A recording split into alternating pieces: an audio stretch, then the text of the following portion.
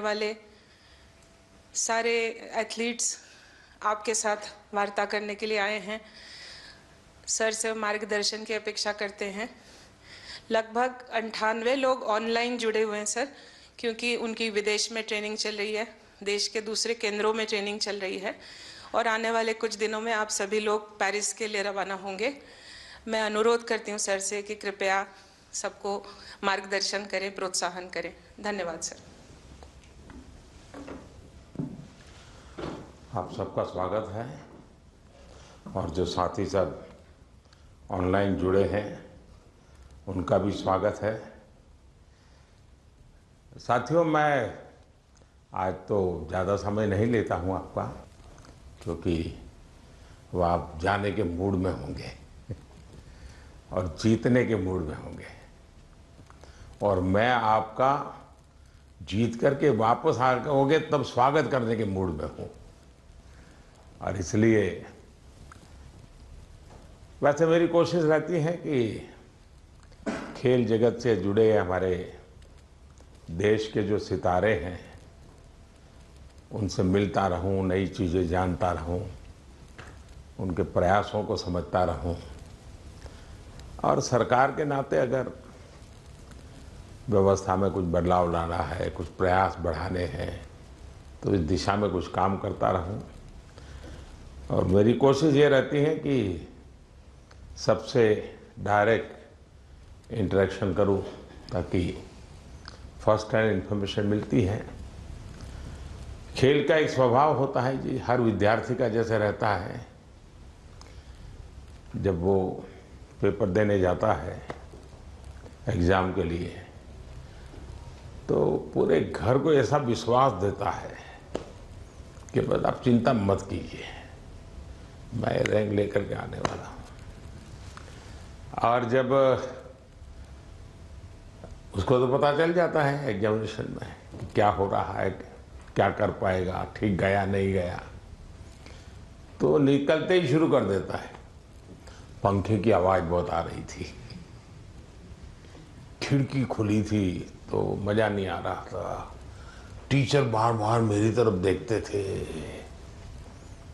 तो आपने देखे होंगे ऐसे स्टूडेंट्स, उनके पास बहुत सारे बहाने होते हैं और हमेशा वो परिस्थितियों को दोष देते हैं और ऐसे लोगों की कभी जीवन में प्रगति नहीं होती है। वो बहाने बजाने में मास्टर हो जाते हैं लेकिन प्रगति नहीं कर पाते। लेकिन मैंने देखा है कि मैं कई खिलाड़ियों को जानता हूँ, वे कभी भी परिस्थितियों को दोष नहीं देते। वो हमेशा कहते हैं कि जी मुझे वो टेक्निक मेरे लिए नई थी, वो जो करता था मैंने अंदाज नहीं लगाया कि वो भी एक तरीका हो सकता है। कहने का तात्पर्य है कि दोस्तों, हम खेलने के लिए जा रहे हैं, हम अपना बेस्ट परफॉर्मेंस के लिए जा रहे हैं, लेकिन ओलंपिक सीखने का भी बहुत बड़ा मैदान होता है। अब तो एक तो मैं अपना खेल खेलूं और टेलीफोन करके सबको बताता रहूं, देखिए आज ऐसा रहा वैसा रहा। दूसरे होते हैं बाकी हर खेल देखने जाते हैं, फलाना देश कैसे खेल रहा है, टिकना देश कैसे खेल रहा है, और वो चीज़ों को पूरी तरह ऑब्जर्व करता है, कोशिश करता है एब्सॉर्ब करने की और आकर के अपने कोच को भी बताया कि यार भाई मैंने देखा उसने तो बड़ा कमाल कर दिया था लास्ट मोमेंट, अब मुझे भी बताइए वो क्या टेक्निक थी। कभी उस वीडियो को लेकर के 10 बार देखता है कि उसने कैसे उसको पलटा था। तो इन्हें जो सीखने की वृत्ति से काम करता है उसके लिए सीखने के बहुत अवसर होते हैं। जो शिकायत में जीना चाहता है उसके लिए भी अवसरों की कमी नहीं होती है। दुनिया के समृद्ध समृद्ध देश भी, उत्तम से उत्तम सुविधाओं के साथ आए हुए लोग भी शायद शिकायत करते हुए नजर आएंगे और हमारे जैसे देश के लोग जाते हैं, कई कठिनाइयाँ होती है, बहुत सी असुविधाएं होती हैं, लेकिन दिल में उसके मन में रहता है मेरा देश, मेरा तिरंगा झंडा। और इसलिए वो कठिनाइयों को, असुविधाओं को बिल्कुल साइड में रखता है, वो अपने मिशन के लिए लग जाता है। और इसलिए साथियों, मुझे पक्का विश्वास है कि इस बार भी खेल के मैदान में आप भारत का नाम रोशन करके आएंगे। जो पहली बार जा रहे हैं, जिनको ओलंपिक में जाने का पहला मौका मिल रहा है, ऐसे कौन कौन है? अच्छा, बेटियों की संख्या ज़्यादा है, पहलवानों की संख्या ज़्यादा है। अच्छा, जो पहली बार जा रहे हैं उनके मन में क्या चल रहा है, मैं जरा सुनना चाहूँगा, आप क्या सोच रहे हैं? आप में से कोई भी बताए। हाँ बताइए, आप कुछ कहना चाहती हो ना? ये पीछे, हाँ हाँ बताइए। तो मुझे काफ़ी अच्छा लग रहा है कि मैं पहली बार। हाँ, अपना परिचय बता दीजिए। और मैं रमिता जिंदल हूँ। एयर राइफल शूटिंग में मैं पहली बार ओलंपिक्स में जा रही हूँ। तो I am very excited to go because Olympics में जाने का सपना तो स्टार्टिंग से ही था मेरा, जब से स्पोर्ट्स स्टार्ट किया है मैंने। तो मुझे काफ़ी एक्साइटमेंट भी है और साथ में मोटिवेशन भी है काफ़ी कि देश के लिए मैं कुछ अच्छा करके आऊँ वहाँ। आपकी ट्रेनिंग कहाँ कहाँ हुई है? मैं हरियाणा से हूँ बट मैं ट्रेनिंग चेन्नई में करती हूँ। परिवार में भी और कोई खेल जगत से जुड़े हुए थे कि आपने नहीं शुरुआत की? नहीं, मैंने ही शुरुआत की है। अच्छा, वरना हरियाणा में तो हर घर में खिलाड़ी मिलेगा। बैठिए। और कौन कुछ बताएंगे अपना, जो पहली बार जा रहे हैं? बेटियां तो बहुत बता सकती है। दीजिए दीजिए, वो बोलेगी कुछ। हाँ।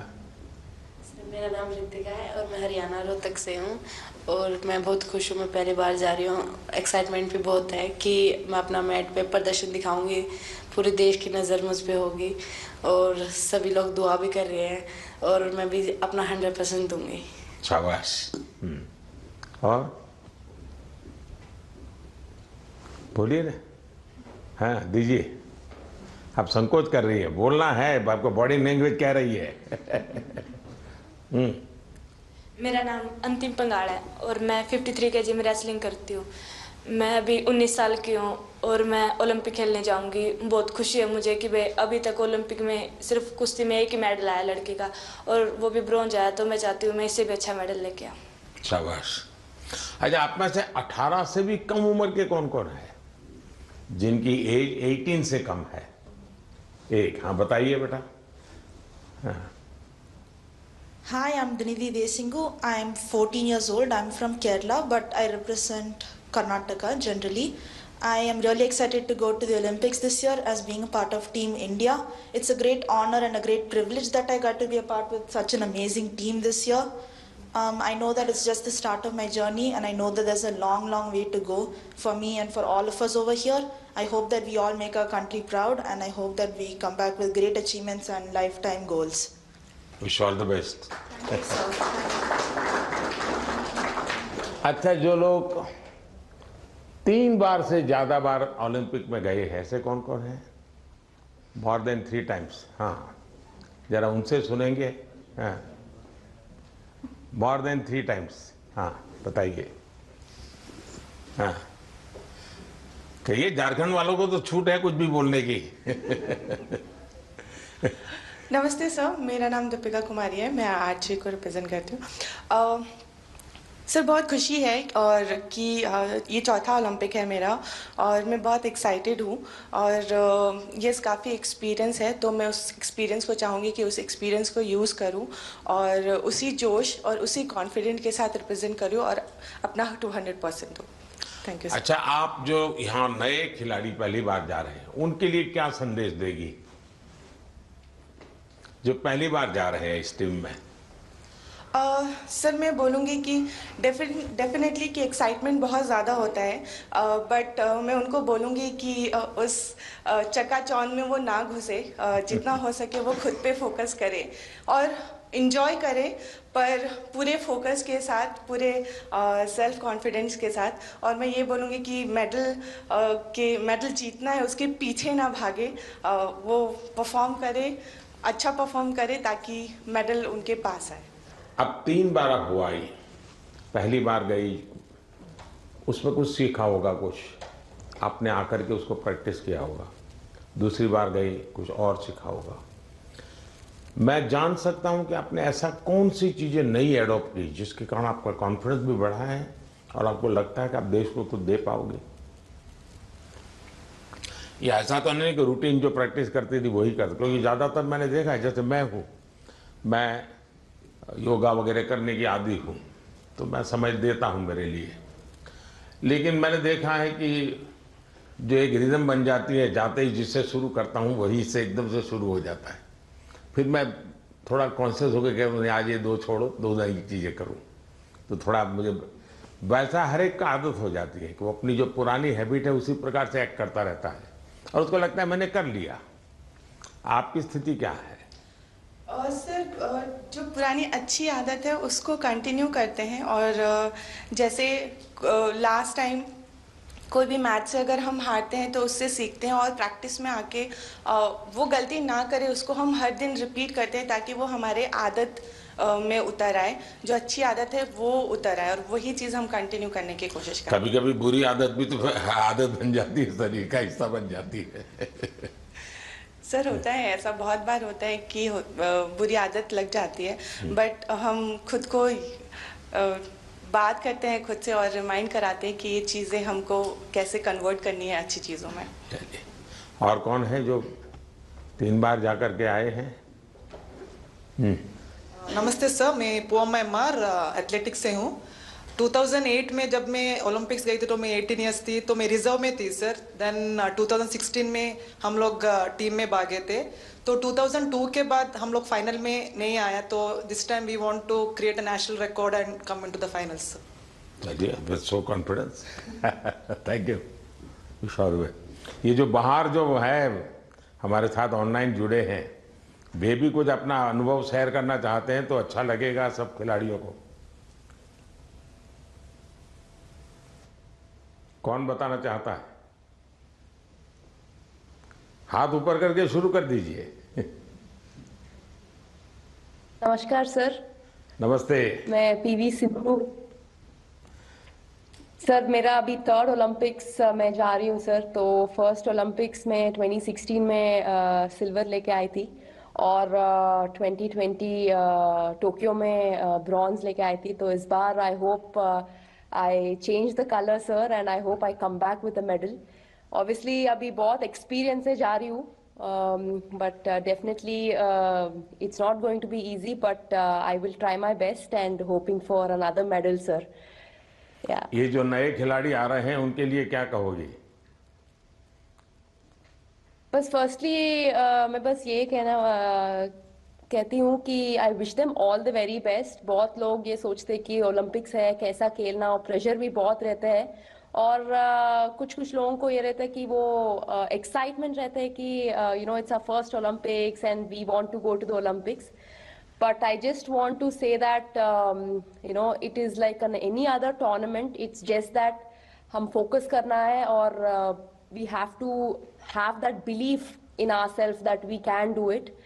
And definitely सब लोग hard work कर रहे हैं, तो I wish them that they give their 100%, not think that it is some different tournament and it is going to be hard. But I just want to tell them that it is like any other tournament and I want them to give their 100%. चलिए, pressure तो सब लोग सब। Thank you sir, thank you. और कौन कोई है जो बाहर से बात करना चाहेंगे? नमस्ते सर। नमस्ते जी। प्रियंका गोस्वामी। नमस्ते जी। तुम्हारे बालकृष्ण कहाँ है? सर मेरे पास ही है, यहीं पे स्विट्जरलैंड में। तो इस बार भी बालकृष्ण को लेके जा रही हो ना? हाँ जी सर, ओलंपिक्स उनका भी दूसरा ओलंपिक्स है। सबसे पहले तो सर आपको बधाई हो कि आप तीसरी बार प्रधानमंत्री बने हैं और हमें सभी खिलाड़ियों को आपसे दोबारा से बात करने का और मिलने का मौका मिला है। और सर जैसा कि दूसरा ओलंपिक्स है और मैं 3 महीने से ऑस्ट्रेलिया में ट्रेनिंग कर रही थी सरकार की तरफ से, और अभी स्विट्जरलैंड में ट्रेनिंग कर रही हूँ टॉप्स की तरफ से। तो काफी सपोर्ट मिल रहा है हमें गवर्नमेंट की तरफ से कि हम दूसरे देश में जाके अपनी प्रैक्टिस कर रहे हैं। तो आई होप कि सभी प्लेयर्स ओलंपिक्स में अपना बेस्ट देंगे और अच्छा रिजल्ट देंगे और ज़्यादा से ज़्यादा मेडल जीतेंगे। अच्छा, आपकी एक शिकायत रहती थी कि तुम्हारा खेल ऐसा है कोई देखने वाला नहीं होता है। तो वहाँ प्रैक्टिस कर रही थी तो कोई होता देखने वाला? हाँ सर, विदेशों में तो इस खेल को भी मतलब उतनी ही अहमियत दी जाती है जितनी की और खेलों में दी जाती है। तो अपने देश में थोड़ा सा कम था, लेकिन जब से आप भी उसको इनक्रेज कर रहे हो कि सब देखो, इस हर खिलाड़ी के लिए आप बोलते हैं, तो हमारे देश में भी बहुत लोग अभी खेल को देख रहे हैं और काफी बढ़ावा मिल रहा है खिलाड़ी को। और हमें भी सपोर्ट मिलता है कि कोई देखता है हमारा इवेंट कि हाँ सब बैठ के देख रहे हैं, तो हमें भी और मोटिवेशन आता है कि अच्छा करना है। चलिए, बहुत बहुत बधाई आपको। और कौन है वहां से कोई बात करना चाहेगा? सर नमस्कार। सर नमस्कार। मैं निखत बोल रही हूँ सर। मैं बॉक्सिंग में 50 कैटेगरी में इंडिया को रिप्रेजेंट करने जा रही हूँ ओलंपिक्स में, और ये मेरा पहला ओलंपिक्स है और मैं बहुत एक्साइटेड हूँ। एट द सेम टाइम अपने आप को फोकस रख रही हूँ क्योंकि पूरे देशवासियों का मेरे ऊपर एक्सपेक्टेशंस है, तो मैं उनकी उम्मीदों पे खड़े उतरना चाहती हूँ और अपने देश का नाम रोशन करके वापस लौटना चाहूँगी। बहुत बहुत शुभकामनाएं। नीरज कुछ कह रहे थे? हाँ नमस्ते सर। नमस्ते भैया। कैसे हो सर? मैं वैसा ही हूँ। तेरा चूरमा अभी तक आया नहीं। चूरमा लेके आएंगे सर इस बार। पिछली बार वो दिल्ली में चीनी वाला चूरमा था, आपको हरियाणा का वही तो। और नहीं, मुझे तेरी बाघ के हाथ का चूरमा खाना है। पक्का सर। बताइए। बिल्कुल सर, हम भी अभी बाहर हैं जर्मनी में और ट्रेनिंग बहुत अच्छी चल रही है। इस बार मैं काफी कम कंपटीशन खेल रहा हूं क्योंकि बीच बीच में मुझे एक इंजरी हो रही है, पर अभी काफी बेटर है। अभी कुछ दिन पहले मैं फिनलैंड में कंपटीशन खेला था और वो काफी अच्छा रहा।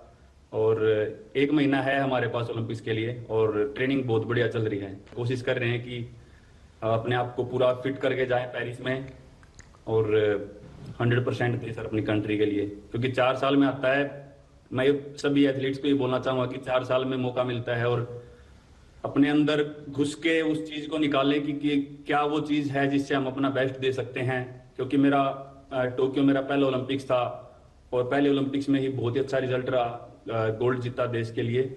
और उसका रीजन मैं मानता हूँ कि यही है कि मन में डर नहीं था, निडर होके खेला और बहुत ही बिलीव था खुद पे कि ट्रेनिंग बहुत अच्छी हुई है। और मैं सभी एथलीट्स को ये बोलूंगा कि वैसे ही खेलें, किसी से डरने की घबराने की जरूरत नहीं है, क्योंकि वो भी इंसान है। कई बार हमको लगता है कि शायद यूरोपियंस ज्यादा स्ट्रॉन्ग है या फिर यूएस के एथलीट या दूसरी कंट्रीज के ज्यादा स्ट्रॉन्ग है, लेकिन वही है कि अगर हम खुद को पहचान लें कि हाँ हम इतनी मेहनत कर रहे हैं, अपने घर बार को छोड़ के इतनी दूर हैं, तो कुछ भी पॉसिबल है जी।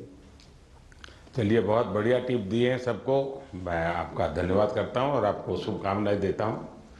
आपका स्वास्थ्य अच्छा रहे, 1 महीने में कोई नई इंजरी ना हो भाई। बिल्कुल सर, वही कोशिश कर रहे हैं। देखिए साथियों, आपने देखा होगा कि 2-3 बातें बहुत अच्छी निकली, क्योंकि आप जो अनुभवी लोग हैं उनसे जो जानने को मिलता है उसकी एक अहमियत होती है। जैसे आपको बताया गया कि वहाँ के तामझाम में डूब मत जाना, खो मत जाना, ये बहुत सही है जी। अदरवाइज हमारे लिए वो उसी का प्रभाव इतना होता है कि हम शायद अपनी चीज को फोकस नहीं कर पाते हैं। दूसरा, परमात्मा ने हमें एक कद दिया है, बाकी खिलाड़ी हमसे बड़े कद वाले होते हैं, लेकिन हम पक्का मान के चले यहाँ कद का खेल नहीं है जी। यहाँ कौशल्य का खेल है, आपकी टैलेंट का खेल है। सामने वाले का शरीर हमसे 2 फीट ऊंचा है, चौड़ा है, इसकी परवाह मत कीजिए। आपको अपने टैलेंट पे भरोसा होना चाहिए। और फिर सामने कितना ही शरीर मोटा हो, बड़ा तगड़ा हो, दिखने में बड़ा शानदार हो, तो वो जीत ही जाएगा, मानने का कारण नहीं होता है। तो हमने कोशिश, अपने पास जो कौशल है, अपने पास जो टैलेंट है, उस पर ही हमारा फोकस होना चाहिए और वही हमें परिणाम देता है। आपने देखा होगा कि बहुत सारे लोग, बहुत कुछ आता है उनको, लेकिन एग्जामिनेशन के समय गड़बड़ हो जाती है। उनको लगता है यार याद नहीं आता है, फिर सोचता है कुछ कोरिलेट करता है, और उसका मूल कारण उसका एग्जाम पर ध्यान कम होता है। उसका मूल कारण होता है कि अगर मैं अच्छा नहीं करूंगा तो घर वाले क्या कहेंगे, अगर मैं मार्क्स कम लाए तो क्या, उसी प्रेशर में रहता है। आप चिंता छोड़ दीजिए दोस्तों, आप खेलिए अच्छा बस। अरे मेडल आते भी हैं, नहीं भी आते, क्या है, ये प्रेशर कभी मत रखिए। हाँ, अपना 100% बेस्ट देना है, ये मिजाज अपना होना चाहिए और उसमें कोई कमी नहीं होनी चाहिए। दूसरा, आप लोग जानते होंगे, आपको शायद ये आपके कोचेज हैं वो सब, ये आपके जो साइकोलॉजिकल जो ट्रीट करते हैं वो भी आपको समझाते होंगे। खेल जगत में प्रैक्टिस का जितना महत्व है, कंसिस्टेंसी का जितना महत्व है, उतना ही महत्व नींद का है। और कभी कभी तो कल सुबह मैच होने वाला, आज रात को नींद ही नहीं आ रही है, और शायद कोई और चीज हमें जितना नुकसान नहीं करती है उससे ज्यादा नींद का अभाव नुकसान करती है। और आपको आश्चर्य होगा कि एक ऐसा प्रधानमंत्री है जो हमको सोने के लिए कह रहा है लेकिन मैं आपसे आग्रह से कहूंगा, अच्छी नींद बहुत जरूरी है खेल जगत के लिए, किसी भी जीवन के हर चीज के लिए। और आजकल तो मेडिकल साइंस भी नींद पर बहुत बल दे रहा है कि आपकी नींद कितने समय की है, कितनी साउंड स्लीप है, इसका बड़ा महत्व माना जाता है। और नया मेडिकल साइंस में इन चीज़ों को बड़ा स्वीकार किया जा रहा है। और इसलिए कितना ही एक्साइटमेंट क्यों ना हो जी, आप नींद पक्की करके, वैसे आप लोग मेहनत इतनी करते हैं कि आपको नींद आना बहुत स्वाभाविक होता है, क्योंकि आप गहरी नींद में चले जाए तो इतनी मेहनत करते हैं शरीर से। लेकिन शरीर की मेहनत वाली नींद एक बात है, और सभी चिंताओं से मुक्त सोना ये अलग चीज है। और इसलिए मैं आपसे आग्रह करूंगा कि आप नींद के संबंध में जरा भी कॉम्प्रोमाइज, और थोड़े दिन पहले इसीलिए भेजते हैं कि थोड़ा आप वहाँ पर जेट लैग वगैरह समस्याओं से बच जाए, वहाँ थोड़ा कंफर्ट फील करें, और उसके बाद आप खेल के मैदान में उतरे तो आपको सुविधा रहे, इसलिए एक व्यवस्था सरकार करती है। खिलाड़ियों की सुविधा के लिए इस बार भी कुछ नई नई चीज़ें करने का प्रयास किया है, लेकिन फिर भी मैं कह नहीं सकता हूँ कि हर एक को सब कुछ वहाँ सुविधाजनक होगा ही कि नहीं होगा, लेकिन कोशिश की है। इन दिनों हम वहाँ के जो भारतीय समुदाय है उनको भी जरा एक्टिवेट करते हैं, उनको मोबिलाइज करते हैं, जरा आप भी हमारे खिलाड़ियों के साथ जरा जुड़िए। कुछ डिसिप्लिन रहती है, इसलिए उतने तो निकट नहीं रह सकते, लेकिन फिर भी वो ख्याल रखते हैं, चिंता करते हैं। जिसका खेल पूरा हो जाता है उसकी तो भरपूर चिंता करते हैं। लेकिन हम कोशिश करते हैं कि एक प्रकार से आप लोगों के लिए कंफर्ट रहें, असुविधा ना हो, और आप लोग अच्छा परिणाम लेकर के आए। मेरी तरफ से आप लोगों को बहुत बहुत शुभकामनाएं हैं, और मैं आप लोगों का फिर से एक बार इंतज़ार करूंगा जब आप 11 अगस्त को तो सारा खेल पूरा होगा। आप में से लोग जल्दी आएंगे ऐसा तो क्रम रहता है, लेकिन मैं कोशिश करूंगा कि 15 अगस्त को एक बार लाल किले पर जब कार्यक्रम होता है तो आप लोग भी उसमें उपस्थित रहें, ताकि देश देखेगा कि यहाँ से हमारे ओलंपिक खेलने के लिए जो गए थे, क्योंकि ओलंपिक खेलने जाना ये भी बहुत बड़ी बात होती है जी। खेल में क्या करके आते हैं वो तो उसमें 4 चांद लगा देता है, लेकिन देश के अंदर इतना सारा खेल जगत के लोगों का होने के बाद आप में से खेलो इंडिया से निकल कर के खिलाड़ी बने ऐसे कितने हैं? अच्छा, ये भी काफी लोग हैं। तो आपका क्या कैसा कौन सा खेल रहा क्या है बता दीजिए जरा। हेलो सर, मैं सिफ्थ हूँ और मैं शूटिंग करती हूँ। तो खेलो इंडिया ने मुझे काफ़ी हेल्प की है, क्योंकि दिल्ली में ट्रेनिंग करके और उस टीम में आके जो भी मेरा रिजल्ट आया तो खेलो इंडिया कारण ही आया। चलिए, अच्छी शुरुआत है। हाँ जी। आपका? नमस्ते सर, मेरा नाम मनु भाकर है। मैं शूटिंग में ही अभी दूसरा ओलंपिक मेरी इंडिया को रिप्रेजेंट करूँगी। 2018 में जो फर्स्ट एडिशन था खेलो इंडिया स्कूल गेम्स का, उसमें मैंने नेशनल रिकॉर्ड के साथ गोल्ड मेडल जीता था और वहीं से उसके बाद मैं टॉप्स के कोर ग्रुप में आ गई थी और तब से बस ये था कि इंडिया की जर्सी चाहिए और इंडिया के लिए खेलना है। और खेलो इंडिया एक ऐसा प्लेटफॉर्म था जो बहुत सारे लोगों को उसने एक मार्गदर्शन दिया है और आई थिंक वहाँ से काफ़ी सारे एथलीट्स ऐसे हैं जो आज मैं अपनी टीम में देखती हूँ, मेरे साथ भी खेलते हैं और मेरे से जूनियर भी हैं जो खेलो इंडिया से आए हैं। और उसकी एक बड़ी स्टेप होती है टॉप्स, जो मुझे 2018 से ही उसका सपोर्ट मिला है और मैं बहुत ही शुक्रगुजार हूँ कि इनकी सपोर्ट की वजह से जो एक खिलाड़ी की छोटी छोटी समस्याएं होती हैं वो उनका हल निकाल देते हैं।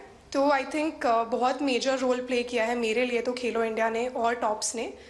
सो जी सर, जो आज मैं यहाँ हूँ मैं उसके काफ़ी हद तक उसका सहारा रहा है। जी शुक्रिया सर। चलिए, बहुत शुभकामनाएं आपको। और कोई है जो कुछ कहना चाहते हैं, आप अपने हिसाब से कुछ बात बताना चाहते हैं? हाँ, नमस्कार सर, मैं हरमनप्रीत सिंह हूँ हॉकी टीम से। तो सर, लास्ट टाइम जो हमने ओलंपिक में ब्रॉन्ज मेडल जीता था 41 ईयर्स के बाद, तो वो बहुत हमारे लिए प्राउड मोमेंट थी। एंड क्योंकि हॉकी की जो हिस्ट्री है वो बहुत बड़ी रही है एंड इस बार कोशिश बहुत अच्छी चल रही है। एंड फैसिलिटीज़ की बात करूँ, सब दिख रहे हैं। हाँ जी आपकी टोली। तो फैसिलिटी सर, हम बेंगलोर साई में रहते हैं तो one of the best facilities हमें मिल रही हैं। जैसे आपने रिकवरी के बारे में बोला, स्लीप के बारे में बोला, और वहाँ पे जो हमारा रिकवरी का है, फूड से लेकर सारा कुछ सर बहुत अच्छा मिल रहा है हमें। और इस बार भी हम पूरी अपनी मेहनत कर रहे हैं एंड टीम हमारी जो है बहुत स्ट्रांग है। तो उम्मीद करते हैं सर इस बार और बेहतर करें और देश के लिए मेडल लेके आएँ सर। शायद किसी एक खेल पर सबसे ज़्यादा देश का प्रेशर है तो हॉकी पर होता है, क्योंकि देश के सब लोग मानते हैं तो हमारा खेल है, हम कैसे पीछे रह गए। सबसे ज़्यादा प्रेशर रहता है हॉकी के खिलाड़ियों पर, क्योंकि देश का हर बच्चा ही मानता है ये तो हमारा खेल है, ये हम कैसे हार सकते हैं। बाकियों में तो कहते हैं हाँ भाई चलो हमारे लोगों ने कोशिश की, प्रयास किया, निकाल रहे हैं। ये हॉकी के विषय में कॉम्प्रोमाइज नहीं करते और इसलिए उनको मेहनत भी ज़्यादा करनी पड़ती है। लेकिन मेरी शुभकामना है, मुझे आप पक्का करके लाओगे, मुझे पूरा भरोसा है जी। Thank you sir, thank you. चलिए साहब, मैं आपसे यही कहूँगा कि ये देश के लिए कुछ कर गुजरने का एक अवसर होता है। आपने अपनी तपस्या से इस स्थान तक पहुंचे हैं, अब आपके लिए अवसर है देश को कुछ देने का। और देश को देने के लिए खुद का बेस्ट खेल के मैदान में देना पड़ता है। जो खेल के मैदान में खुद का बेस्ट देता है वो देश के लिए गौरव लेकर के आता है। और मुझे पक्का विश्वास है कि हमारे सभी साथी इस बार पुराने सारे रिकॉर्ड तोड़ करके आएंगे। इस बार भारत की कोशिश है कि हम 2036 में ओलंपिक की मेजबानी हमारे देश में करें। उससे भी एक बड़ा माहौल बनता है। तो हमारे दिशा में हम प्रयास कर रहे हैं और हो सकता है शायद अभी तैयारियां इंफ्रास्ट्रक्चर के लिए जो चाहिए उस पर काम काफ़ी चल रहा है। जो भी एक्सपर्ट लोग हैं उस पर काम कर रहे हैं।